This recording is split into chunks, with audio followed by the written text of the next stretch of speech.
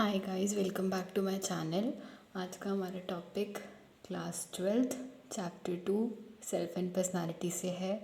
और जो पुरानी क्लास में एस्कीमो वाला डाउट क्रिएट हुआ था उसमें प्लीज़ कंफ्यूज मत होना।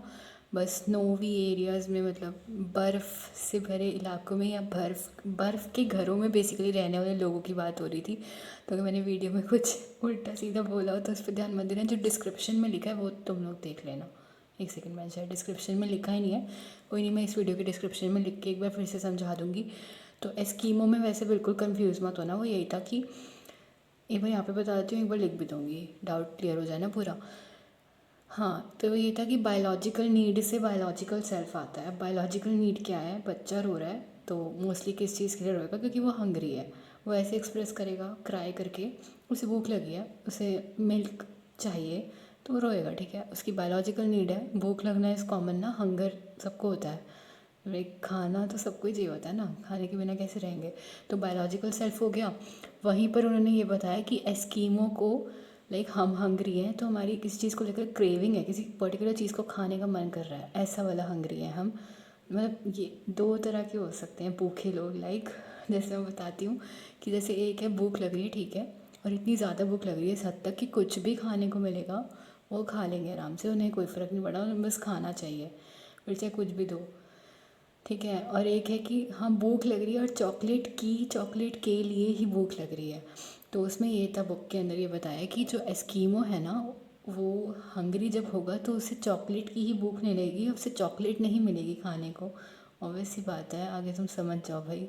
स्नो के एरिया में रहता हुआ वो, उसे वहाँ पे चॉकलेट कैसे अवेलेबल होगी? इवन वहाँ पे पता भी नहीं होगा ना कि चॉकलेट जैसा भी कुछ होता है। यहाँ हमारे में कॉमन है, वहाँ नहीं ना। समझ जाओ बस। और अगर अभी भी समझ नहीं आए तो प्लीज़ पूछ लेना, एक बार मैं डिस्क्रिप्शन में चलो लिख ही दूँगी। आज का टॉपिक देख लेते हैं, चैप्टर 2 सेल्फ एंड पर्सनालिटी से ही है, cognitive and behavioural aspects of self. इसमें अब यहाँ पे बता रखा है कि वर्ल्ड के बहुत सारे पार्ट से साइकोलॉजिस्ट ने इंटरेस्ट दिखाया है सेल्फ के बारे में पढ़ने में। और स्टडीज़ जो हैं वो अलग अलग एस्पेक्ट्स लेकर आती हैं, जो कि हमारा बिहेवियर, किसके एस्पेक्ट्स लेकर आती हैं? जो कि हमारा बिहेवियर है अपने आप को लेकर, सेल्फ को लेकर। ठीक है, studies brought out many aspects of our behaviour related to our self. And जैसे कि पहले इंडिकेट करा था कि हम लोग अपने अंदर ये एक सेंस रखते हैं, हमें पता होता है कि हम कौन है, हु वी आर। और दूसरा ये कि हमें क्या चीज़ जो है दूसरों से अलग बनाती है, and how we are unique. Basically हमें ये पता होता है हम दूसरों से अलग कैसे हैं, दूसरों से डिफरेंट हम कैसे हैं, what makes us different from everyone else. क्योंकि सारे लोग सेम नहीं होते, इंडिविजुअल डिफरेंसेस हर जगह तुम्हें देखने को मिलेंगे। फिर चाहे वो ट्विन्स हो या कोई भी, कितनी भी सिमिलैरिटीज़ तुम ढूंढ लो, फिर भी कुछ ना कुछ डिफरेंसेस निकल के आ ही जाते हैं कि यूनिकनेस पाई जाती है ह्यूमंस में, बहुत वैरायटी में। तो वो यही बोलना चाह रहे हैं कि all of us carry within us a sense of who we are और what makes us different from everyone else. हमें दूसरों से क्या चीज़ अलग बनाती है हमें ये पता होता है अंदर से, और हम बेसिकली है क्या ये हमें पता होता है। देन हम अपने पर्सनल और सोशल आइडेंटिटीज़ के बारे में हमने ऊपर देखा था, वो भी हमें पता है क्या है, हम कौन से ग्रुप से बिलोंग करते हैं क्या है, एंड हमारे खुद के एट्रीब्यूट्स ऐसे कौन से हैं जो हमें दूसरों से अलग बनाते हैं। और इसी की वजह से हम थोड़ा सेफ़ भी फील करते हैं, लाइक कि हाँ हम ग्रुप से बिलोंग करते हैं, हमारे खुद को लेकर कुछ हमें अपने बारे में पता है, हमें ये पता है हम क्या हैं बेसिकली, और हम कैसे दूसरों से अलग हैं। हमें भी एक यूनिकनेस फैक्टर वाली चीज़ देखने को मिल जाएगी जैसे बाकी सब ह्यूमंस में होता है।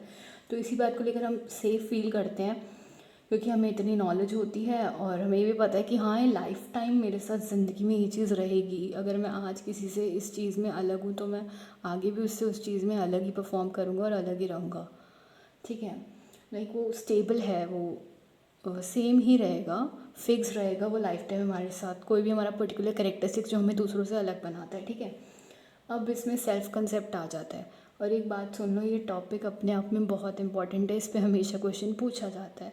फिल इन द ब्लैंक्स इस पर बहुत ज़्यादा आते हैं कि सेल्फ इस्टीम की डेफिनेशन दे दी और पूछ लिया कि ये क्या है, सेल्फ कंसेप्ट की दे दी और पूछ लिया है क्या है। देन रेगुलेशन के 3 पार्ट्स, और सेल्फ रेगुलेशन खुद में भी एक इम्पॉर्टेंट क्वेश्चन बन सकता है। सेल्फ एफिकेसी भी।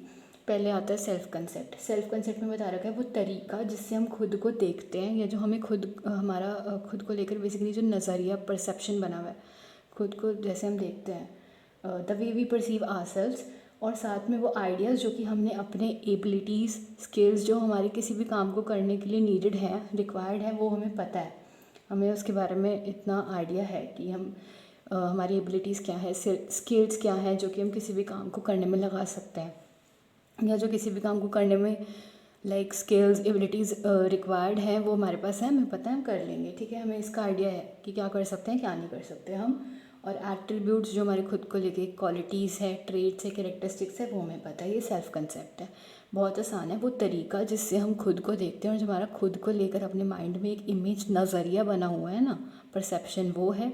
और वो आइडिया जो कि हम अपने एक सेकेंड, हाँ, वो आइडियाज़ जो कि हम अपने कॉम्पिटेंसीज़ और एट्रीब्यूट्स को लेकर अपने दिमाग में रखते हैं, लाइक हमारी एबिलिटी क्या है, स्किल्स क्या है जो हम किसी भी काम को करने में जो ज़रूरी हो सकते हैं उन्हें लगा सकते हैं, हमारी क्वालिटीज़ क्या हैं जो हमें दूसरों से अलग बना रहे हैं, लाइक ऑनेस्ट, हार्ड वर्किंग, ऐसे ये सब चीज़ें।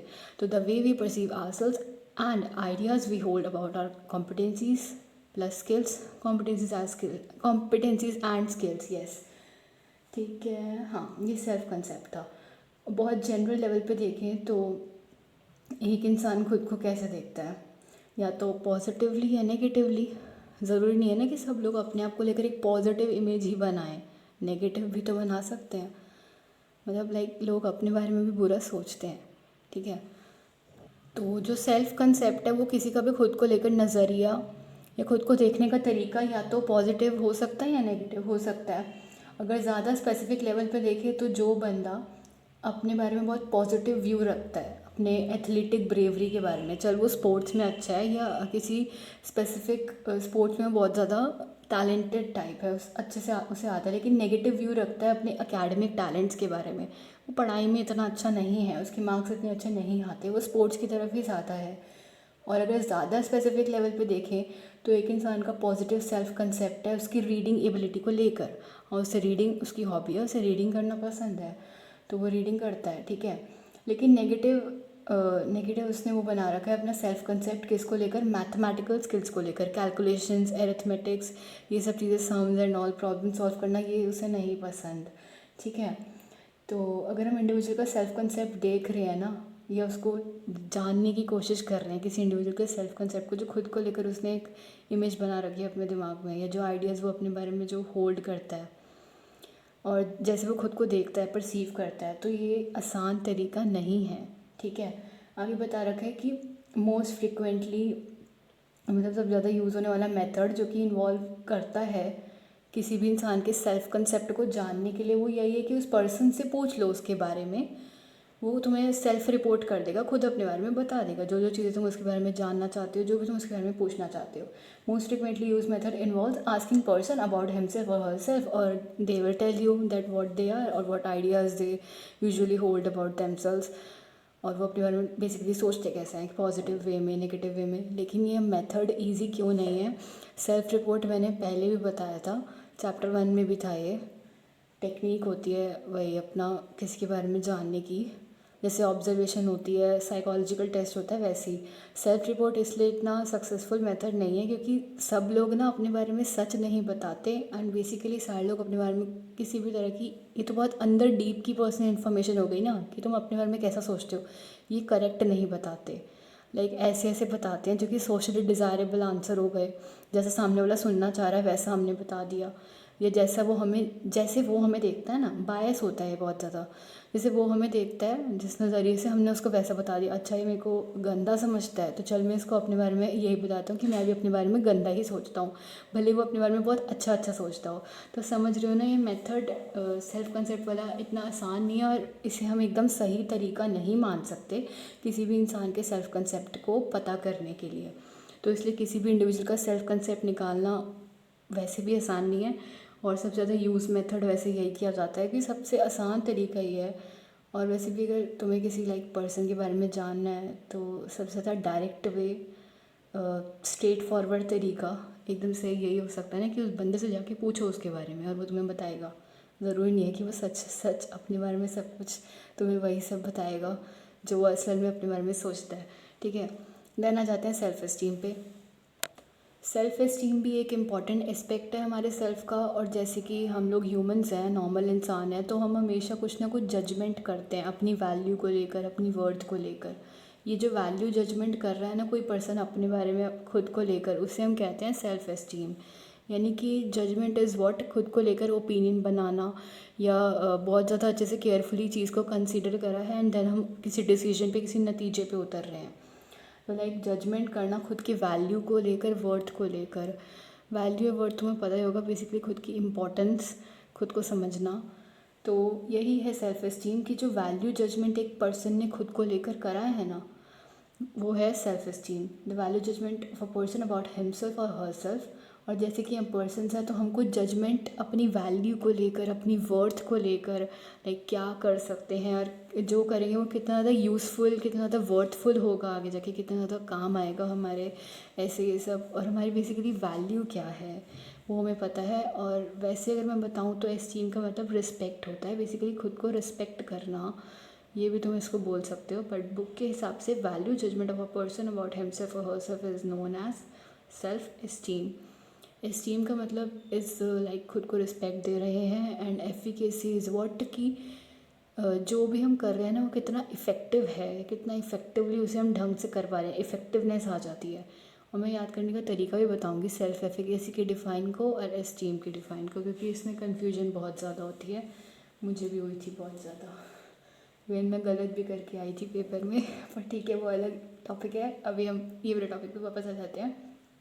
तो यही है कि कुछ लोगों का हाई सेल्फ एस्टीम होता है, अच्छी जजमेंट करी हो, जिन्होंने खुद को लेके अच्छे ओपिनियंस बनाए होते हैं, बहुत ज़्यादा अच्छे से कंसिडर किया होता है खुद को, उन्हें रिस्पेक्ट देना आता है। भाई जब तक तुम लोग खुद अपने आप को रिस्पेक्ट नहीं दोगे तब तक बाहर वाले से तो कुछ एक्सपेक्ट करना भी मत, क्योंकि वो तो वैसे भी नहीं देते ठीक है। तो कुछ लोगों का खुद को लेकर हाई सेल्फ एस्टीम है और वहीं पे कुछ लोगों का खुद को लेकर लो सेल्फ एस्टीम है। और अगर हमें किसी का सेल्फ एस्टीम पहचानना है, पता करना है, तो हम वैरायटी ऑफ स्टेटमेंट्स उस पर्सन को प्रोवाइड करवा सकते हैं। बहुत सारे स्टेटमेंट्स दे सकते हैं हम उस पर्सन को, और उससे पूछ सकते हैं कि हाँ, तो हम उससे पूछ सकते हैं, जिसको हमने वैरायटी ऑफ स्टेटमेंट्स इस पर्सन को प्रोवाइड करें, हम उससे पूछ सकते हैं कि किस हद तक तुम्हें लगता है ये स्टेटमेंट्स तुम्हारे बारे में या तुमको लेकर सही हैं। तो वो ऐसे हम उससे पहचान, इस चीज़ को डिटरमिन कर सकते हैं ना कि टू विच एक्सटेंट, किस लेवल तक उसे लगता है कि ये स्टेटमेंट्स उसके बारे में सही हैं। ठीक है। आगे बता रखा है, जैसे कि एग्जांपल, तुमने एक बच्चे से पूछा कि वो अपना, तुमने उसे स्टेटमेंट दी, अब उसे बताना है किस लेवल तक, किस हद तक ये स्टेटमेंट उसके बारे में सही है। तो जैसे मान लो तुमने उसको दिया कि I am good at homework और I am one usually chosen for the games. मैं मतलब होमवर्क बहुत अच्छे से कर लेता हूँ, होमवर्क करने में अच्छा हूँ या तेज़ हूँ, थोड़ा शार्प माइंड है, और मैं वो हूँ जिसको नॉर्मली गेम्स के लिए चूज़ करा जाता है, या जो थोड़ा अप्रोचेबल टाइप है। या मेरे को मेरे आसपास के दोस्त और सारे लोग बहुत ज़्यादा पसंद करते हैं, लाइक करते हैं। तो तुमने उससे पूछा और बाद में उससे कहा कि ये तुम्हारे लिए मतलब लाइक उसने बोला कि हाँ ये मेरे लिए ट्रू है सारी स्टेटमेंट्स। अब कोई अपनी अच्छाई में हाँ क्यों नहीं बोलेगा, ठीक है। अब इसका मतलब ये नहीं है कि तुमने उससे पूछा और उस बच्चे ने कह दिया ये ट्रू है या नहीं। उन्होंने जस्ट एग्जांपल दिया है कि इस टाइप के स्टेटमेंट्स तुमने उस बच्चे को दिए और उससे पूछा कि हाँ ये तुम्हारे लिए ट्रू है, तुम्हारे लिए सही है कि नहीं, या सच में ऐसा होता है तुम्हारे साथ कि तुम्हारे सारे दोस्त तुम्हें पसंद करते हैं, तुम्हें नॉर्मली गेम्स के लिए भी चूज़ किया जाता है ज़्यादातर, और तुम होमवर्क करने में भी अच्छे हो, ठीक है। इस टाइप के स्टेटमेंट्स लाइक हम पूछ सकते हैं अगर हमें किसी का वैल्यू जजमेंट पता कर रहे हैं कि वो खुद को क्या समझता है, खुद को कितने रिस्पेक्ट देता है, वो चीज़। देन आगे है, अगर चाइल्ड रिपोर्ट करते हैं इन स्टेटमेंट्स को कि हाँ ये उसके लिए ट्रू है, आगे बता रखा है कि ट्रू है उसके लिए सारे स्टेटमेंट्स, या सच में वो ऐसा मानता है, उसने खुद को ऐसे जज कर रखा है, तो उसका सेल्फ इस्टीम हाई होगा, ज़्यादा होगा, ऑब्वियस सी बात है। वो पहले वाला मजाक था कि अपनी तारीफ़ पे एंड ऑल, लेकिन उसका सेल्फ इस्टीम यहाँ पर हाई क्यों होगा, क्योंकि सच में उसने अपने अपने आप को इतने अच्छे से, इतना पॉजिटिवली जज करा है यार, कि हाँ उसके दोस्त उसे सच में पसंद करते हैं, उसे गेम्स के लिए नॉर्मली असली में भी चूज़ करा जाता है, तभी वो स्टेटमेंट उसके लिए ट्रू है। एंड ऑल्सो वो होमवर्क करने में अच्छा है ना, तभी तो उसने स्टेटमेंट ट्रू बोला। तो यही है कि उस बच्चे का सेल्फ इस्टीम ना हाई होगा एज़ कम्पेयर टू वो वाला बच्चा जो कहेगा कि उसके लिए स्टेटमेंट सही नहीं है, या उस पर ये लागू नहीं होते, ये उसके लिए फॉल्स हैं, ट्रू नहीं है। समझ रहे हो ना, ठीक है। तो स्टडीज़ ये इंडिकेट करती हैं कि 6 to 7 ईयर्स की एज में बच्चे अपना सेल्फ इस्टीम बना लेते हैं बेसिकली 4 एरियाज़ के अंदर। एकेडमिक कॉम्पिटेंस मतलब पढ़ाई या स्टडीज़ रिलेटेड उनकी कितनी एबिलिटी स्किल्स हैं जहाँ पर वो अच्छे से पढ़ने में जैसे लगा सकते हैं। सोशल कॉम्पिटेंस बाकी लोगों के साथ इंटरेक्ट करने में, दोस्त बनाने में कितने वो अच्छे हैं, कितने ज़्यादा तेज़ हैं, या कितने अच्छे से लोग उनके साथ घुल मिल जाते हैं। And physical athletic competence, games वगैरह में वो लोग कितने अच्छे हैं, स्पोर्ट्स में वो कितना जा पाते हैं, कितना अच्छे से कर पाते हैं परफॉर्म, वो चीज़। फिज़िकल अपीयरेंस, उनके लुक्स बेसिकली कैसे हैं, लाइक मतलब दिखते कैसे हैं, वो खुद को कैसे देखते हैं, अच्छे हैं अपने लुक्स के साथ, सेटिस्फाइड हैं, सेटिस्फाइड नहीं हैं, या बस चल ठीक है, ठीक ठीक ही है, मेरे को भी अच्छा ही बनाया भगवान ने, लाइक इस type.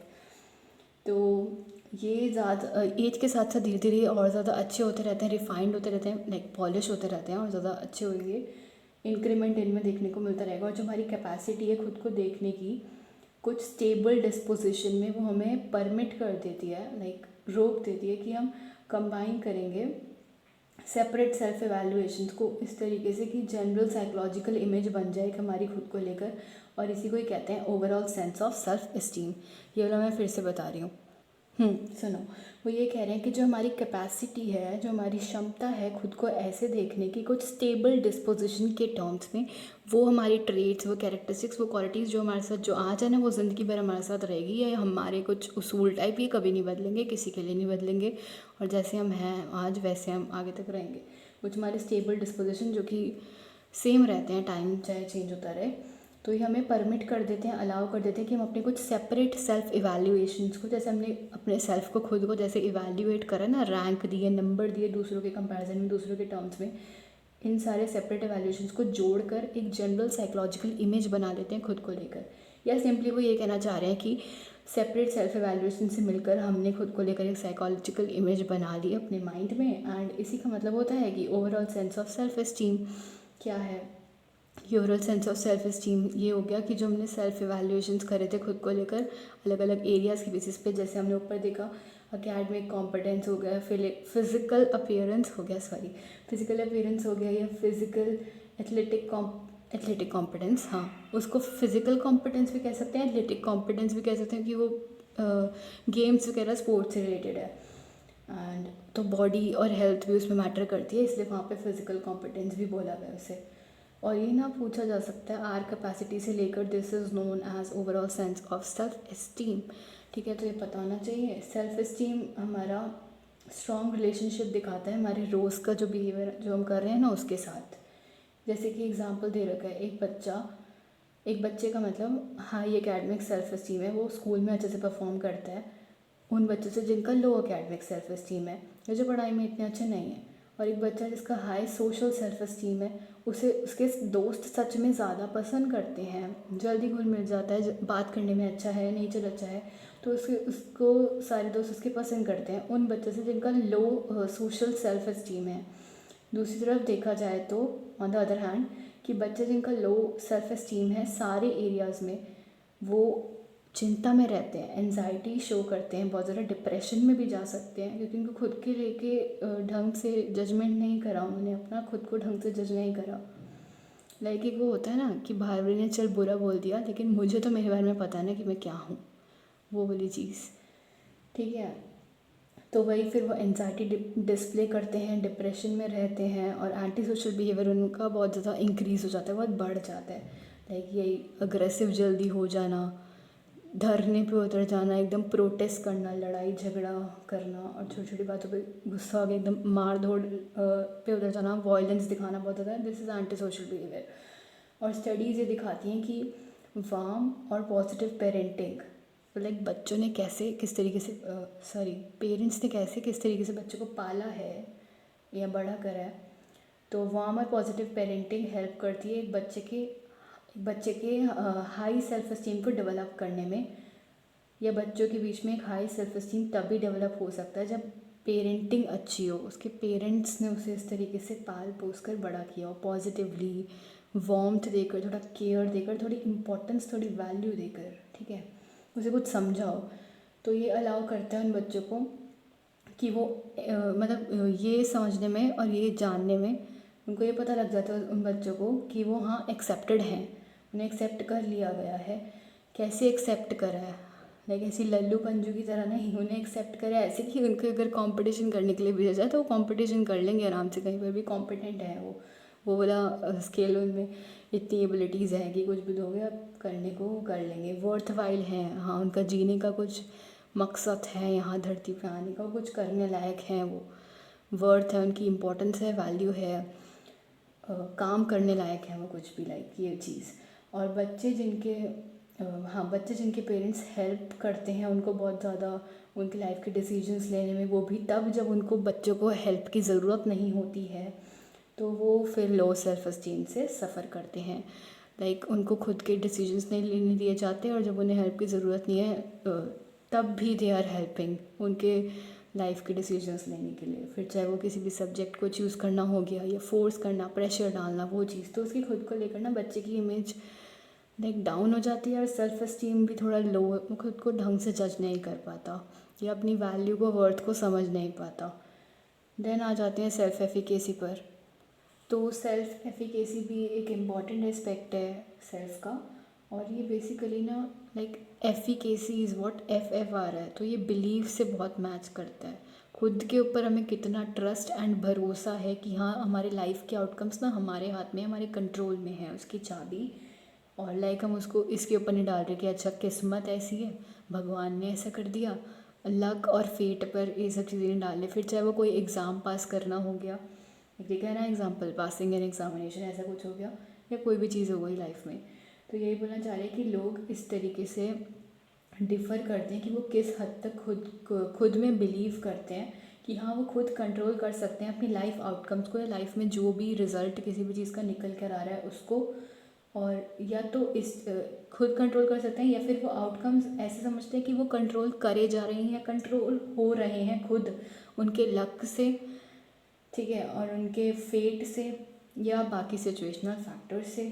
Example passing an examination, like उनकी लाइफ कितनी हद तक उनको खुद के ऊपर कितना भरोसा है कि हाँ जो लाइफ आउटकम्स हैं वो उनके हाथ में, उनके कंट्रोल में, उन्हें वो कंट्रोल कर सकते हैं अपने हिसाब से, या फिर कुछ ऐसे है कि नहीं भगवान की वजह से हो रहे हैं सब, भगवान पे डाल दो, या मेरा तो किस्मत ही फूटी है, लाइक लक ही ऐसा है, सिक्का ही नहीं चलता मेरा, कभी खोटा सिक्का है, लाइक ऐसा, ठीक है। तो सेल्फ एफिकेसी वही है बिलीफ। और आगे लिखा हुआ है कि पर्सन जो कि बिलीव करता है कि उसके पास एबिलिटी है या वो बिहेवियर्स हैं जो कि किसी भी पर्टिकुलर सिचुएशन में डिमांड करे जाते हैं, कोई पर्टिकुलर सिचुएशन जो मांगती है उससे बिहेवियर जो वहाँ पे ज़रूरी है, नीडेड है दिखाना, तो वो डेमोन्स्ट्रेट करता है क्या, high self efficacy. Self efficacy की डिफाइन क्या हो गई, person who believes that he और शी हैज़ द एबिलिटी, एक बंदा जो कि खुद पे इतना बिलीव, खुद पे इतना ट्रस्ट करता है और उसे इतना पता होता है अंदर से कि उसके पास वो क्षमताएं, वो कैपेबिलिटीज़, वो एबिलिटीज़ या वो बिहेवियर्स हैं जो कि ज़रूरी हो सकते हैं किसी भी पर्टिकुलर सिचुएशन में दिखाने के लिए या करने के लिए, तो वो डेमोन्स्ट्रेट करता है क्या, हाई सेल्फ एफिकेसी। जो आइडिया है हमारा सेल्फ एफिकेसी का वो बेस करता है किसके ऊपर, बेंड्यूरा सोशल लर्निंग थ्योरी पर, एल्बर्ट बेंड्यूरा का था ना वो बोबोडॉल वाला। तो इसमें बताया कि बेंड्यूरा की इनिशियल स्टडीज़ ये दिखाती हैं कि बच्चे और अडल्ट दोनों ही बिहेवियर सीखते हैं ऑब्ज़र्व कर करके, कॉपी कर करके, इमिटेट करके, देख देख कर, जो देख रहे हैं वही वो सीख जाते हैं, बच्चे भी और अडल्ट भी बिहेवियर, ठीक है। और लोगों के जो एक्सपेक्टेशंस है ना, हाँ लोगों के जो एक्सपेक्टेशंस होते हैं ना अपनी मास्टरी को लेकर, अचीवमेंट को लेकर, और जो कन्विक्शंस बने होते हैं अपने इफ़ेक्टिवनेस को लेकर, वो भी ये बताते हैं, ये इंडिकेट करते हैं कि किस टाइप के बिहेवियर में वो ज़्यादातर घुसेंगे या कौन सा बिहेवियर ज़्यादातर करते हुए वो पाए जाएंगे, किस टाइप के बिहेवियर में वो इन्वॉल्व होंगे। और जैसे मतलब ये होगा कि कितना अमाउंट में किस हद तक वो रिस्क ले सकते हैं किसी भी चीज़ को करने के लिए, ठीक है। Strong sense of self efficacy जो है वो लोगों को अलाउ करती है, इस चीज़ की परमिशन देती है कि वो सिलेक्ट कर सकें, असर डलवा सकें अपने ऊपर और अपना असर भी दूसरों पर डाल सकें, इन्फ्लुएंस हो सकें, सिलेक्ट कर सकें, पहले तो सिलेक्ट कर सकें फिर इन्फ्लुएंस कर सकें और कंस्ट्रक्ट कर सकें, अपने हिसाब से मोल्ड कर सकें, बना सकें सर्कमस्टांसेस को जो कि उनकी लाइफ के हैं वो, ठीक है, ये जो भी चीज़ों का असर पड़ रहा है, जो भी आउटकम्स, कंक्लूजन्स, रिजल्ट निकल के आ रहे हैं उनको। Strong sense of self efficacy allows people to select then influence, कि उनको सिलेक्ट कर सकें, चूज़ कर सकें, पता कर सकें, इन्फ्लुएंस कर सकें। हाँ, चीज़ें हम पर असर डालती हैं तो हम भी तो चीज़ों पर अपना असर डाल सकते हैं ना, अफेक्ट कर सकते हैं ना, जैसे चीज़ें हमें अफेक्ट करती हैं तो उनके ऊपर इन्फ्लुएंस डाल सकें और कंस्ट्रक्ट कर सकें, मोल्ड कर सकें अपने हिसाब से सर्कमस्टांसिस को, या चैलेंजेस वगैरह जो भी चीज़ों की इफ़ेक्ट निकल कर आ रहे हैं ना, बेसिकली रेपरकशंस, उन सबको जो कि लाइफ में आ रहे हैं ऐसे रिजल्ट वगैरह, उन सबको मोल्ड कर सके, कंस्ट्रक्ट कर सके, बना सकें अपने हिसाब से।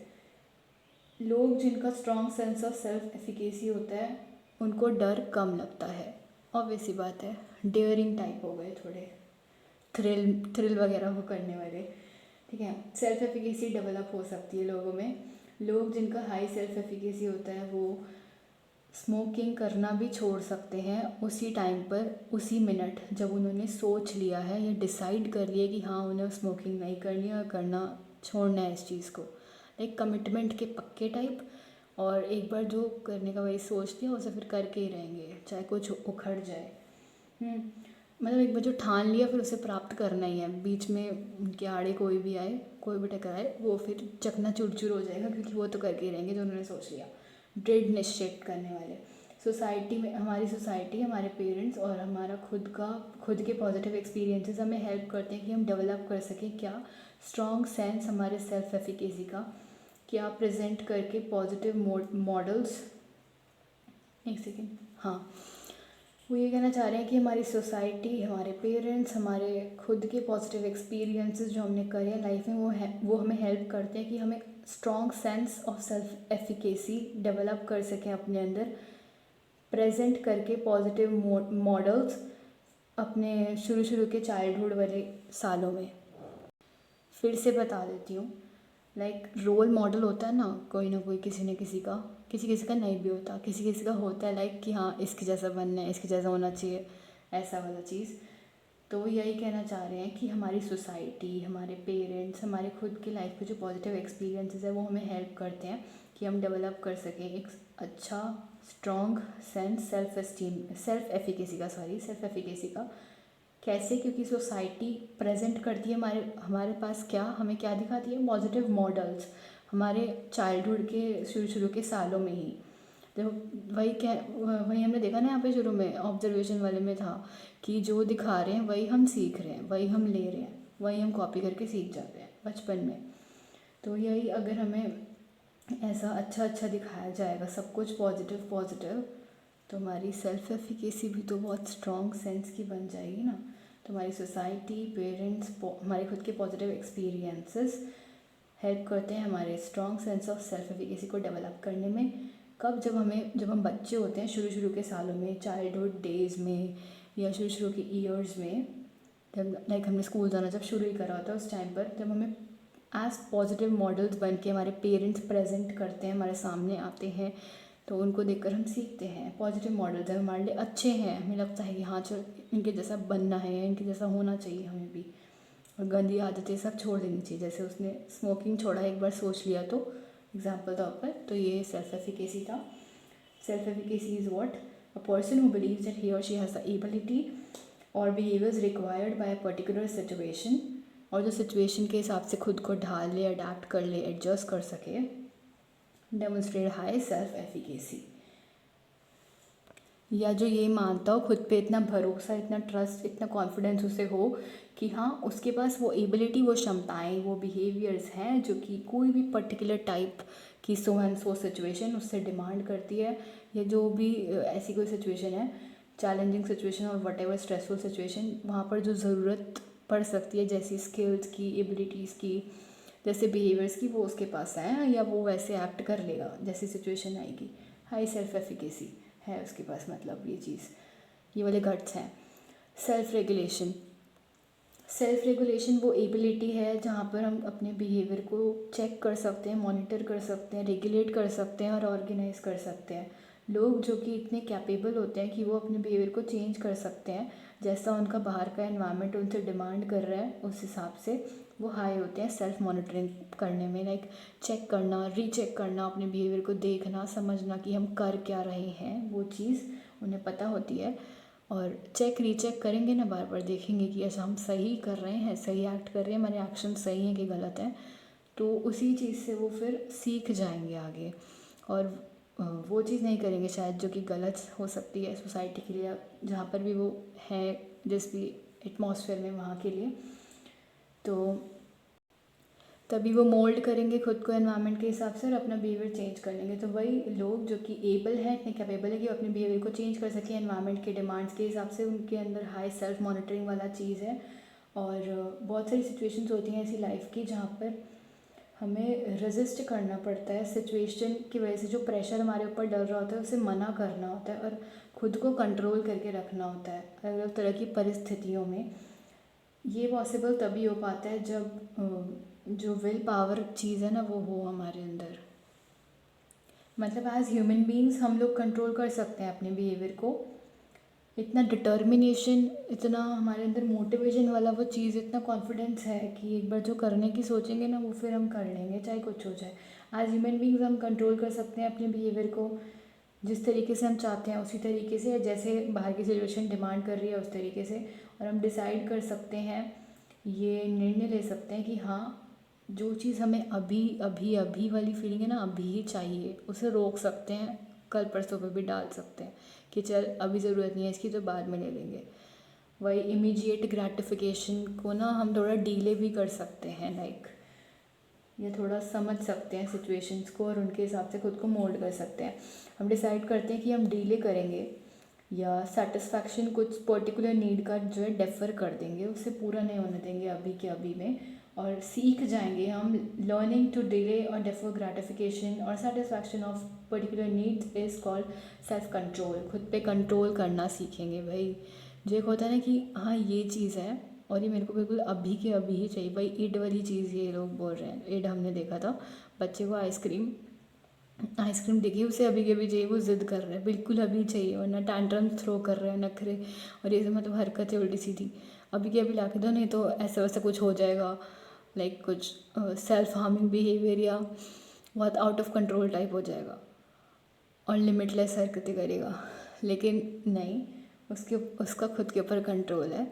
ठीक है, अभी पैसे नहीं है, मौसम नहीं है आइसक्रीम खाने का और कोई मानेगा नहीं, कोई दिलाएगा नहीं, तो ठीक है हम कल परसों ले लेंगे या थोड़े दिन बाद ले लेंगे, अभी भूल जाओ इसको, डेफर कर दो, मतलब हटा दो इसको, अपनी नीड्स की लिस्ट से ही डिलीट मार दो, ये हमें अभी नहीं चाहिए, इसको डीले कर दो, कल परसों पे छोड़ दो, अभी नहीं चाहिए, इसकी ज़रूरत नहीं है। Like learning to delay defer gratification of needs, इस वाले सेटिस्फैक्शन को जो हम लेना चाह रहे हैं, इस नीड के फुलफिलमेंट होने पे, इस नीड के पूरा होने पे, उसको अभी मत लो, उसको लाइक नीड ही वो वाली पूरी मत होने दो, अपनी मना कर दो, खुद ही रेजिस्ट कर दो। Learning to delay defer gratification of needs is called self control. Self control important role play करता है हमारे लॉन्ग टर्म गोल्स को पूरा करने में, लॉन्ग टर्म गोल्स को फुलफ़िल करने में। लाइक वो कहते हैं ना कि चल मेरा ये खाने का मन कर रहा है बहुत ज़्यादा अभी, पर मैं इसको नहीं खाऊंगी, मैं खुद पे कंट्रोल करूँगी, पैसे बचाने हैं मुझे कल के लिए।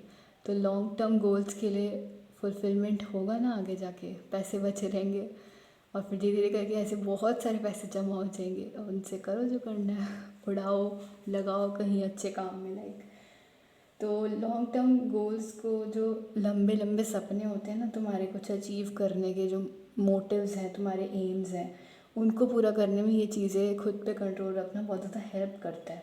फिर चाहे वो खुद के गुस्से को कंट्रोल करना हो गया या कोई अभी जो नीड जो हमें अभी के अभी चाहिए ही चाहिए, कुछ करना ही है, मतलब ऐसी कोई नीड है अभी के अभी कुछ करने की, तो उसको भी नहीं करेंगे, उसको हम वो वाला सेटिस्फेक्शन अभी नहीं लेंगे।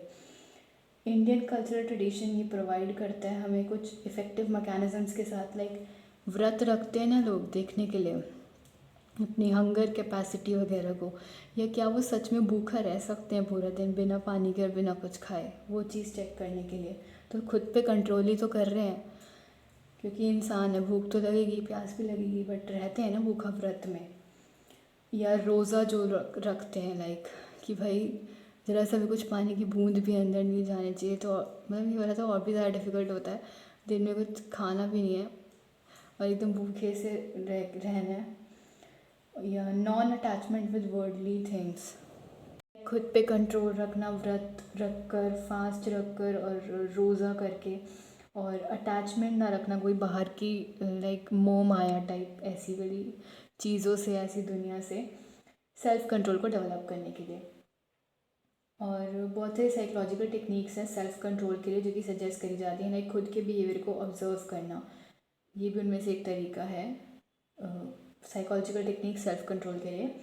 ये प्रोवाइड करती है हमारे पास, ये प्रोवाइड करती है हमको ठीक है, ये प्रोवाइड करती है हमें कुछ नेसेसरी ज़रूरी इन्फॉर्मेशन के साथ जो कि चेंज, एक सेकेंड, तो observation of our own behaviour, ये मेथड जो है वो हमें प्रोवाइड करता है कुछ नेसेसरी इन्फॉर्मेशन के साथ जो कि आगे जैसे हम यूज़ कर सकते हैं, जो इन्फॉर्मेशन हमारे काम आ सकती है चेंज करने में, बदलने में, मॉडिफाई करने में, ऑल्टर करने में सिचुएशन के हिसाब से, और स्ट्रेंथन करने में और ज़्यादा अच्छा करने में हमारे सेल्फ के कुछ एस्पेक्ट्स को।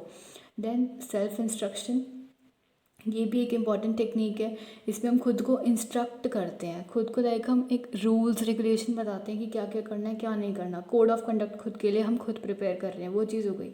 खुद को इंस्ट्रक्ट कर रहे हैं, खुद को डायरेक्शन दे रहे हैं कुछ चीज़ करने के लिए, और उस तरीके से बिहेव कर रहे हैं जैसे कि हम बिहेव करना चाहते हैं, behave the way we want to. ये इंस्ट्रक्शंस बहुत ज़्यादा इफेक्टिव हो सकते हैं सेल्फ रेगुलेशन के अंदर। सेल्फ रीइंफोर्समेंट, ये तीसरी टेक्निक है। इसके अंदर खुद को रिवॉर्ड देना, खुद को प्रेज़ करना, खुद को लाइक अप्रिशिएट करना, खुद को प्रेज़ करना, खुद को गिफ्ट देना, अपने ऐसे बिहेवियर्स को रिवॉर्ड करना जिनके कुछ प्लेजेंट आउटकम्स निकल के आते हैं। Rewarding behaviours that have pleasant consequences और प्लेजेंट आउटकम्स, ऐसे बिहेवियर्स लाइक हमने कुछ ना अच्छा करा है और उसका बहुत अच्छा रिजल्ट निकल के आया, बहुत प्रोडक्टिव, कंस्ट्रक्टिव, हमने कुछ अच्छा करा, लाइक किसी का और का फ़ायदा हुआ या हमारे कुछ करने से हमारा फ़ायदा हो गया, तो उसके बेस पे हम खुद को एक तरह से रीइंफोर्समेंट दे रहे हैं और ज़्यादा उस चीज़ को करने का बढ़ावा दे रहे हैं, खुद को मोटिवेट कर रहे हैं, खुद को गिफ्ट दे रहे हैं, रिवॉर्ड दे रहे हैं। लाइक तुमने सोच लिया, तुमने पहले बहुत देर तक 1-2 घंटा ना पढ़ाई कर ली, उसके बाद पढ़ाई का टाइम हो गया ख़त्म, उसके बाद तुम दोस्तों के साथ घूमने चले गए, ठीक है, पार्टी कर ली, उसके बाद तुमने जाके तुम दोस्तों के साथ हैंग आउट कर लिया, दोस्तों के साथ घूमने चले गए, मूवी देखने। तो यहाँ पर एग्जांपल दे रखा है कि तुम मूवी देखने गए हो अपने दोस्तों के साथ, जब तुमने एग्ज़ामिनेशन में अच्छा परफॉर्म करा या एग्ज़ाम के जो मार्क्स आए वो बहुत अच्छे थे, सेटिस्फैक्ट्री थे तुम्हारे लिए, तो ये अच्छे से एग्ज़ाम देने के बाद तुम दोस्तों के साथ मूवी देखने गए हो एंजॉय करने के लिए, या उस चीज़ को सेलिब्रेट करने के लिए, खुद को तुमने रिवॉर्ड दिया, ठीक है। तो observation of our own behaviour में क्या था कि ये हमें प्रोवाइड करता है नेसेसरी इन्फॉर्मेशन के साथ जो कि हम आगे यूज़ कर सकते हैं, जो हमारे काम आएगी चेंज करने में, मॉडिफाई करने में, और खुद के जो सेल्फ के एस्पेक्ट्स हैं, खुद के जो कुछ कंपोनेंट्स हैं, खुद के पार्ट्स, सेल्फ के एस्पेक्ट्स क्या जो अभी हमने ऊपर देखे ना, सेल्फ एस्टीम, एफिकेसी, उन सबको स्ट्रेंथन करने में और ज़्यादा अच्छा करने में, खुद के ऊपर कॉन्फिडेंस बिल्ड हो, ट्रस्ट बिल्ड हो, खुद के ऊपर विश्वास रहे, भरोसा रहे, खुद का वैल्यू जजमेंट हम लोग अच्छा करें। सेल्फ इंस्ट्रक्शन, इसमें हम खुद को इंस्ट्रक्ट करते हैं, डायरेक्शंस देते हैं कुछ चीज़ें करने के लिए, भी instruct ourselves to do something, और बिहेव करते हैं उस तरीके से जैसे हम करना चाहते हैं, या जो हमारा मन है वो करेंगे वो चीज़। Behave the way we want to.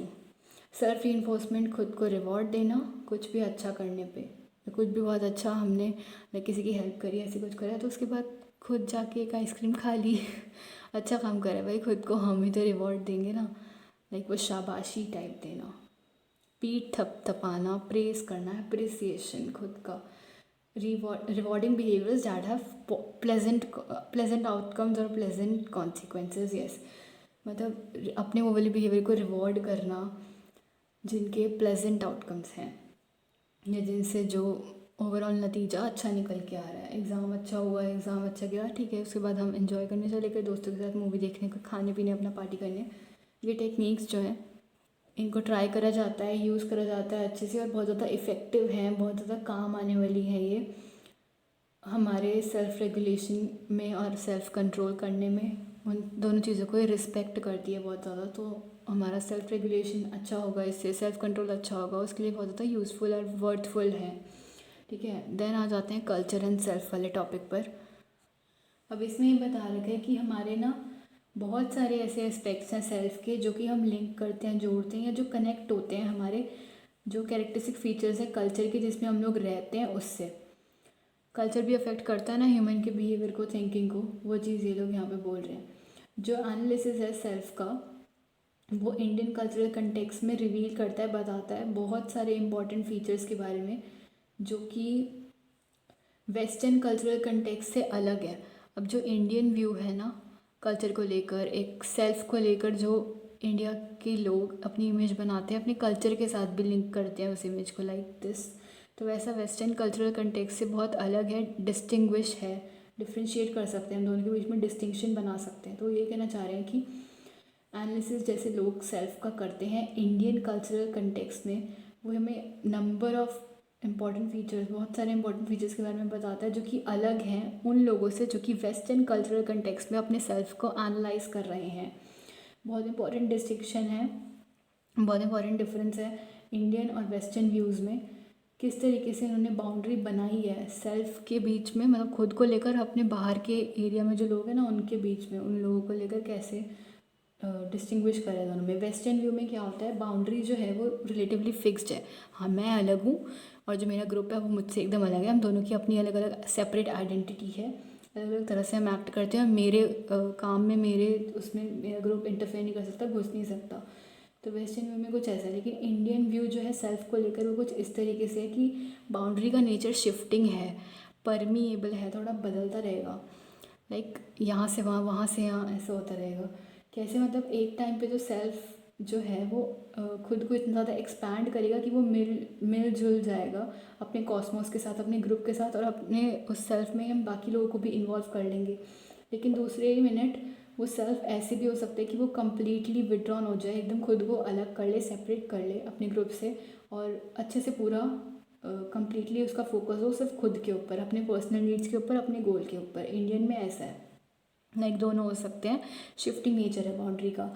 लेकिन वेस्टर्न व्यू के अंदर क्या है, क्लियर डाइकोटॉमीज़ है, सेल्फ के अंदर भी और बाहर जो अदर दूसरे लोग हैं ना वहाँ पर भी इन्होंने क्लियर डाइकोटॉमीज़ ऐसी लाइक सेपरेशन करा हुआ है। हाँ, दो चीज़ें जो आपस में ना बिल्कुल लाइक मेल नहीं खाती, एक दूसरे से अलग अलग आइडेंटिटी है उनकी और दोनों में बहुत फ़र्क है, ऐसा उन्होंने क्लियर डाइकोटॉमीज़ बना रखे हैं। किसने, वेस्टर्न व्यू ने, सेल्फ को लेकर और उनका जो बाहर का कुछ भी ग्रुप है उसको लेकर, मैन को लेकर और नेचर को लेकर, सब्जेक्टिव को लेकर एंड ऑब्जेक्टिव को लेकर। इंडियन व्यू के अंदर ऐसा कुछ क्लियर हमने डाइकोटॉमी जैसा कुछ सेपरेशन नहीं कर रखा है कुछ भी हमने इंडियन व्यू के अंदर, कि लाइक हमारा ग्रुप हमसे अलग है या हम अपने ग्रुप के बाहर हैं, हम अपने ग्रुप से अलग है, और हमारी एक अलग आइडेंटिटी है जो हमारा, मतलब उनसे कुछ भी फीचर्स मैच नहीं होते, हम उनसे डिफ्रेंशिएट करते हैं अच्छे से, और हमारे ग्रुप की एक अलग ही आइडेंटिटी है, हम ग्रुप से मैच नहीं होते, लाइक ऐसा हमने कुछ नहीं कर रखा। यहाँ रिलेशनशिप फिगर में बता भी रखा है कि वेस्टर्न में क्या है, इंडिविजुअल ग्रुप अलग है, दोनों के बीच में गैप दिख रहा है ना। इंडियन में क्या है, इंडिविजुअल है बीच में, उसके आसपास है ग्रुप, लाइक ग्रुप के अंदर ही है इंडिविजुअल, ये इंडियन पर्सपेक्टिव है। या ग्रुप को जहाँ भी है वो साथ लेके चलता है, अपने सेल्फ के साथ ग्रुप को भी साथ लेके चलता है वो। हाँ, वो सेल्फ पे फोकस करेगा गोल्स वगैरह अचीव करने में, बट साथ में अपने ग्रुप को भी लेके चलेगा, सोसाइटी का भी सोच के चलेगा, इंडियन व्यू वाला। वेस्टर्न कल्चर में क्या है, सेल्फ और ग्रुप एग्जिस्ट करते हैं दो अलग अलग आइडेंटिटीज़ की तरह, जिनके बीच में बाउंड्री क्लियरली तुम डिफाइन कर सकते हो कि हाँ, बोल सकते हो दोनों एक दूसरे से सेपरेट है, अलग है, ये चीज़ अलग, ये चीज़ अलग, और दोनों में कोई मेल नहीं खाता, कोई सिमिलैरिटी नहीं है, डिफरेंसेस ही हैं, ऐसा। लेकिन इंडिविजुअल मेंबर्स जो हैं ग्रुप के, वही वेस्टर्न व्यू में इंडिविजुअल मेंबर्स जो हैं ग्रुप के, वो मेंटेन करेंगे अपनी इंडिविजुअलिटी को, लाइक वो होता है ना कि खुद का एक पर्सनल जो आइडेंटिटी है उस चीज़ को, खुद की एक वैल्यू को, वर्थ को, कि हाँ हम ग्रुप से हम अलग हैं, हमारा इंडिविजुअलिटी वाली चीज़ अलग है, वो फीलिंग अलग है। इंडियन कल्चर में सेल्फ जो है वो जनरली सेपरेट नहीं हो सकता, अलग नहीं हो सकता अपने ग्रुप से, बल्कि दोनों ऐसे स्टेट में रहते हैं जहाँ पे शांति है, हार्मनी है और को एग्जिस्टेंस, दोनों साथ में मिलजुल कर हैं, टुगेदरनेस वाली चीज़ है इंडियन व्यू में, ठीक है। Both remain in a state of harmonious को एग्जिस्टेंस। वेस्टर्न कल्चर में क्या है, डिस्टेंस बना हुआ है, दोनों के बीच में गैप है, हमने नीचे फिगर में देखा, इंडिविजुअल अलग, ग्रुप अलग, दोनों के बीच में सेपरेशन सी है, ऐसे डाइकोटॉमी बाउंड्री टाइप इतनी क्लियर फिक्स बाउंड्री बना रखी है। हाँ, तभी बहुत सारे वेस्टर्न कल्चर्स को हम एज कैरेक्टराइज करते हैं एज इंडिविजुअलिस्टिक, लाइक इंडिविजुअल पे फोकस करने वाले और सेल्फ को अलग ही इंपॉर्टेंस देने वाले, इवन सेल्फ को अपने ग्रुप से, अपनी फैमिली से भी अलग बताने वाले। वहीं एशियन कल्चर्स जो कि इंडियन व्यू है, उसमें हम कैरेक्टराइज करते हैं एज कलेक्टिविस्टिक। हाँ ठीक है, हम एक बार को सेल्फ को देंगे इम्पोर्टेंस, सब देते हैं, बट हम ग्रुप को नहीं भूलेंगे। ग्रुप भी हमारा सेल्फ का ही एक पार्ट है, या हमारा सेल्फ जो है वो भी ज़्यादातर ग्रुप की वैल्यू से ही बन के वहीं से निकल के आया है। तो ग्रुप भी हमारे साथ ही चलेगा हमेशा, ग्रुप भी हमारे बिल्कुल साथ ही खड़ा है। लाइक इवन हम ग्रुप के अंदर हैं, इंडिविजुअल था ना ग्रुप के अंदर, जैसा नीचे फिगर में दिखाया इतने अच्छे से समझाने के लिए। तो कलेक्टिविस्टिक है, कलेक्टिव नेचर है यहाँ पर इंडियन व्यू में, टुगेदरनेस वाली फीलिंग, समझ सकते हो। तो अभी के लिए इतना ही। और इतने में अगर इतने जितना मैंने अभी तक पढ़ा है इसमें कुछ भी समझ ना आया तो please be very free to ask. पुराने वीडियो में भी अगर कुछ समझ ना आया तो प्लीज़ पूछ लेना। कोई पर्टिकुलर चैप्टर जो समझना हो साइकोलॉजी का वो भी बता देना। नेक्स्ट वीडियो में वैसे हम कंसेप्ट ऑफ पर्सनालिटी देखेंगे, पर्सनालिटी के बारे में पढ़ेंगे। देन थ्योरीज आ जाती हैं, ट्रेट थ्योरी, ट्रेट वाली थी, ट्रेट अप्रोच और टाइप अप्रोच, इनके बारे में पढ़ेंगे। तो कुछ भी समझना आया तो प्लीज़ पूछ लेना। और थैंक्स फॉर वॉचिंग।